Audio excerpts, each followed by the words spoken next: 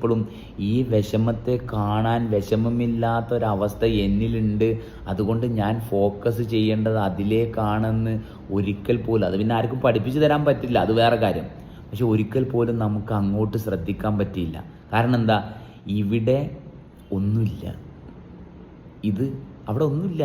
കാരണം ഇപ്പം സംസാരിച്ചുകൊണ്ടിരിക്കുമ്പം ഈ ശബ്ദം എവിടുന്നാണ് വരുന്നത്? അവിടെ ഒന്നുമില്ല.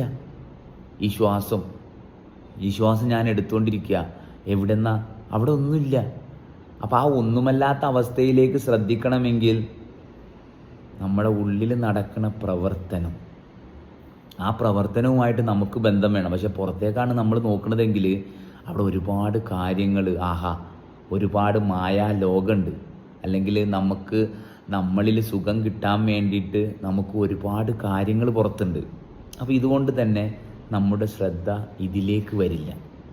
അപ്പോൾ ഇവിടെ നമ്മൾ നോക്കണം, ഈ പലപ്പോഴായിട്ട് എനിക്ക് സങ്കടം വന്ന ഈ അനുഭവങ്ങൾ നമ്മുടെ ശ്രദ്ധയിലില്ലെങ്കിലും ഒരു സമയത്ത് നമ്മുടേതല്ലാത്ത കാരണം കൊണ്ട് നമ്മൾ പ്രകോപിതരാകുമ്പോൾ, അല്ലെങ്കിൽ നമ്മുടേതല്ലാത്ത കാരണം കൊണ്ട് മറ്റുള്ളവർ നമ്മളെ വിമർശിക്കുമ്പോൾ നമ്മുടെ